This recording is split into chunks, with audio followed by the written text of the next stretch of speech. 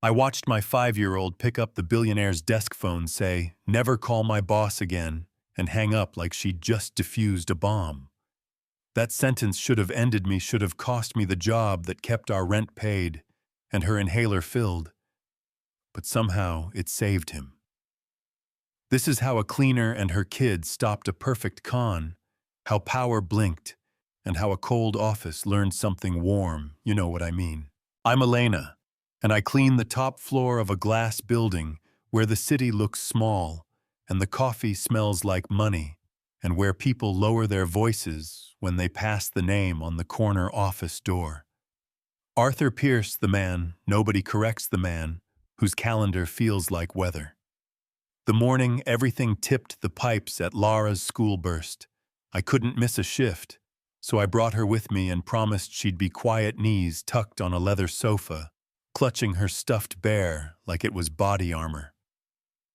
Arthur was pacing, eyes on the skyline, and then on the phone waiting for a call from an overseas investor named Petro, the kind of call people call a miracle when they're too proud to say lifeline.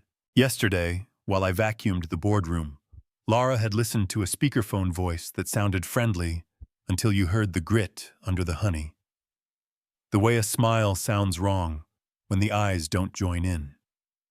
And later she whispered to me that something about that voice felt like the men who sell dreams on our block and come back for your house keys. That morning, Arthur's COO barked an emergency. Arthur grabbed his briefcase and told me not to answer that desk phone unless the screen read Petro, and if it did, take a message because it was the most important call of his life, and then he left door soft as a threat. The phone rang, the screen flashed Petro, my hands went slick, and before I could breathe, Laura slid off the sofa, climbed into that giant chair, lifted the receiver with 2 hands, and said it clear and small, "Never call my boss again," then set the phone down like she was finished with a chore. The door opened a crack. Arthur had come back for his wallet. He heard the click and froze, then unfroze into a kind of quiet rage that hurts more than shouting. "What did you just do?" he asked, each word separated like it could stand on its own feet, and I grabbed for Laura's hand, told her to apologize, begged, but she looked at him and said, "He's a bad man." Arthur laughed without joy, said, "We just cost the company everything," said we were both done, and my chest fell through the floor. And then Laura said a name that meant nothing to him and everything to me. Scrap Iron Joe. I told Arthur about Joe from our neighborhood, how men in clean shoes promised him a bigger yard and a future, how they brought papers in shiny folders and smiles that felt like success, how they had him transfer a guarantee to a special account. And the next morning the money was gone and the debt was his, and within a week the locksmith was changing the lock on a house that had his children's heights penciled on the kitchen doorframe. Arthur stared at Laura, then at the window, and his cell buzzed with a bank text reflected in the glass initial wire scheduled for 900 a.m. And I watched the color drain from the man who never doubted himself, watched pride make room for survival. He called Petro back and asked for 24 hours. Petro's honey thinned to glass. "Other partners are impatient," he said, "tomorrow or never." And Arthur hung up and started moving like a man building a bridge while he's already running across it. He froze. The wire called his head of security. Marcus called his lawyer. Mr. Davies told us we weren't going home, not tonight, not with that voice in the wind said. We'd sleep in the company's guest suite because it was the safest place he could control, said. I could hate him in the morning if I wanted. And for the first time he sounded like a person instead of a title. Marcus arrived steady and quiet, started pulling threads on Petro, found shells, inside shells, and a company that didn't exist outside a post office box, in a place built for disappearing. And then my phone rang with a blocked number, and a voice like a leaky pipe whispered, "We know where you work, and we know about your daughter. Curious children sometimes get hurt. Keep quiet, keep breathing." And the call died, and something old and cold slid down my spine. Arthur took the phone, made a vow that sounded like steel, said they weren't touching us, not on his watch. And Marcus said the obvious thing nobody wants to hear, they're close. The deeper Marcus dug, the more wrong things made sudden sense. The introduction to Petro had come through Davies, the lawyer who knew exactly how desperate the company was. The kind of inside man a hunter hires when he wants his prey to come to the door wearing a welcome smile. And just when the pattern came into focus, a storm of people with badges swarmed. The top floor seized computers and boxes. A neat anonymous tip had painted Arthur as the mastermind of a laundering scheme. The board suspended him before lunch, terminated me for breach like you can fire a person and call it tidy, and Marcus hustled us through a service corridor that smelled like dust and secrets, down old stairs, out a loading bay, into a forgettable sedan. And we drove to my street, because when the world is burning, you run toward the place that holds your kids' drawings on the fridge.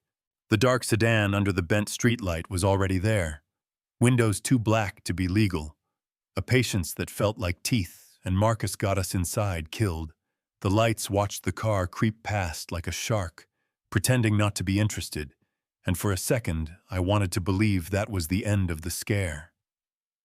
Then Lara called from her room with a voice that belonged to a different house. Her bear was on the pillow, with a red ribbon around its neck. The same ribbon that had been in her hair that morning. The windows locked from the inside, and the doors double-checked, and still. Somehow someone had been kind enough to leave us a message we'd never forget. And I held that ribbon like it might bite, and Ivy said, "They want us scared, that's the trick." And Arthur looked at my daughter like she was the only person in the room who remembered how to read the sky. Lara said she had heard another name through the boardroom crack. Cicero, and Marcus nodded. "Like a man who's seen too many shadows," said Cicero, "was the one who sells profiles of targets to crews who take things that don't belong to them." The artist behind the sets and a plan came together. Because when fear tries to lock you in a room, sometimes you kick a wall and hope the studs are rotten.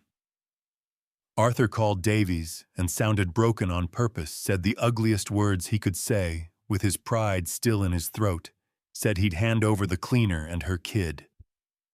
If it meant making this stop, and Davies did what small men do when they smell victory, he told the boss. And at dawn, we were at a cracked concrete yard by the river, where the city forgets to sweep, Marcus tucked in with a camera. I sat with Lara 2 blocks away. Arthur waited by his car, and the dark sedan slid in like it had been practicing. The man who got out wore arrogance like a tailored coat, Cicero in the flesh, and he smiled at Arthur and told him he'd called the police himself, said in a minute the narrative would be perfect. The helpful citizen and the desperate executive caught in the act.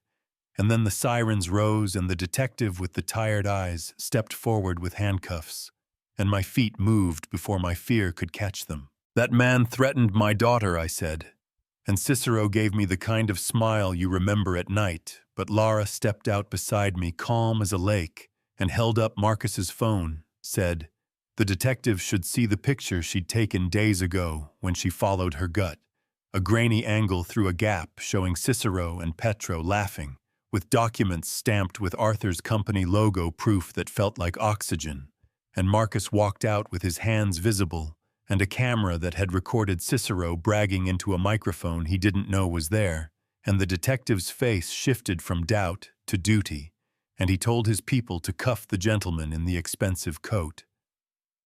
Yeah, that happened. What follows is paperwork and courtrooms and headlines that get details wrong, but the bones are simple. Davies flipped to save himself. Petro picked up an international warrant.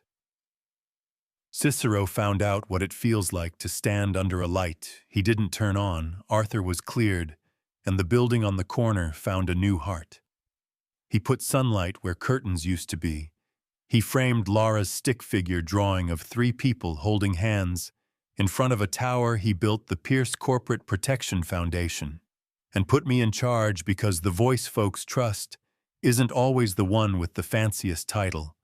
And he adopted Lara because love had already happened, and the law needed to catch up.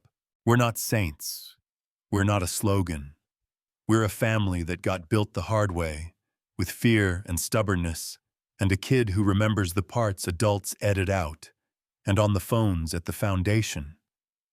We tell small business owners the thing. We wish someone had told Joe, slow down. Don't sign what you don't understand if they rush you. It's not a gift, it's a trap, and Arthur answers, calls with a different tone, now says, don't worry, you're not alone. We'll help you see what's hiding in the shadows. So tell me this, and say it plain in the comments. Would you have cut Davies a deal because he cooperated, or thrown the book because he sold trust for access? Do you believe a man like Cicero deserves to shave time off, a sentence built on fear? And when someone with power says, I've changed, do we clap or cross our arms and wait to see what he does the next time a shiny promise rings his phone? Share what you've seen, the scams you stopped, the second chances that worked, the ones that didn't. And if you know a shop owner about to sign something they can't explain, send them this story and our hotline, because the shadows aren't going anywhere, but neither are we.